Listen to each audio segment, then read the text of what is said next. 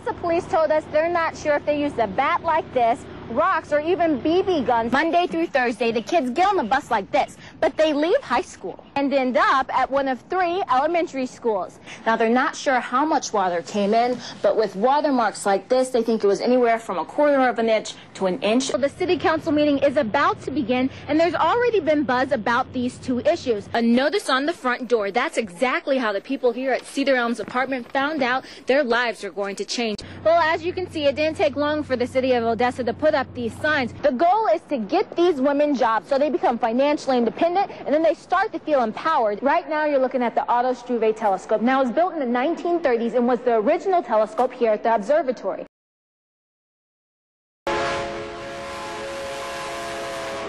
There's our train. That's why we call it the Railroad Blues.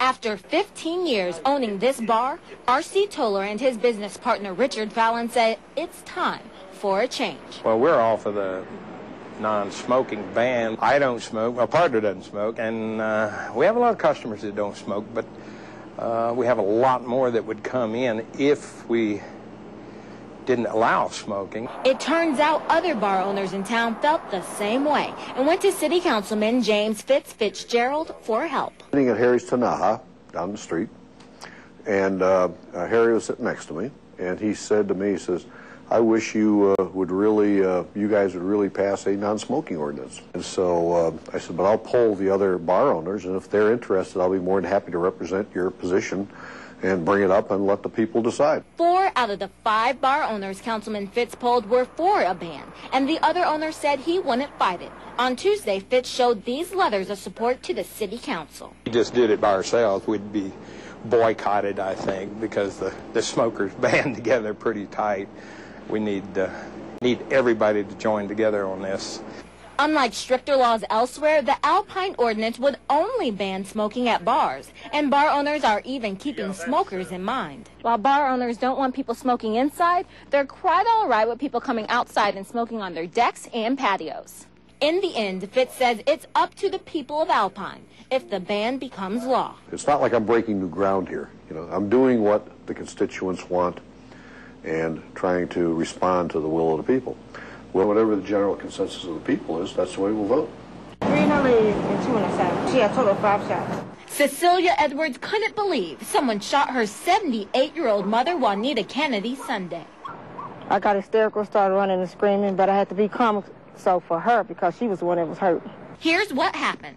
Family and friends were just trying to enjoy their Sunday evening when all of a sudden they heard shots. Now, the elderly woman who was hit was actually sitting right here, but the bullets also hit this car as well as parts of the house. Even after she was shot, Kennedy protected her friends by shielding them from gunfire. Actually, she saved my life and saved my nephew's life. She actually saved our lives.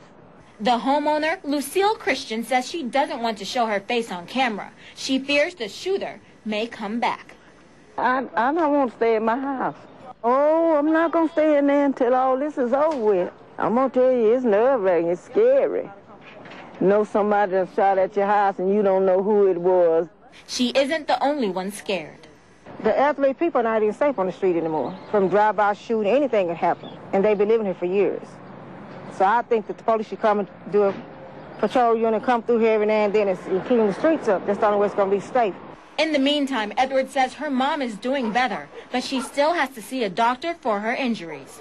She's a little sore, a little stiff, but she's going to pull through. As storm clouds rolled out of Alpine, law enforcement prepared for another brewing on the border. Yeah, once it's stolen, it's really nothing you can really do about it. Everyone from sheriff's deputies to border patrol officers attended the Big Bend's first oil field equipment and interdiction workshop. Most interdiction officers are concentrating on stuff coming north out of Mexico and are not really focused on stuff going south into Mexico. And we're just trying to give these officers an awareness so they'll start having the mindset to look at that movement of oil field equipment as possibly a criminal activity. From 2005 to 2007, nearly $80 million worth of oil and gas equipment was stolen in West Texas. Many think the same groups responsible for drug and human trafficking are involved. Here's what's happening. Mexican cartels are coming in and they're stealing wellheads and pipes like this, so they have equipment when they go home and try and steal oil from Mexico. Then they try and turn around and sell that same oil below market price to U.S. and other companies. A great majority of the communities in West Texas, their lifeblood is the oil and gas industry. How that industry goes, how it fares, that also determines how the economy in that community goes. Ray says even your average Joe can help. If they see something really strange, lights out at an oil field site at night, somebody coming off of an oil field lease in a U-Haul, that sort of stuff, we'd like them to call. Working together may not squash the problem completely, but it will definitely bring it under control. Reporting in Alpine, Sierra Putman, News West 9.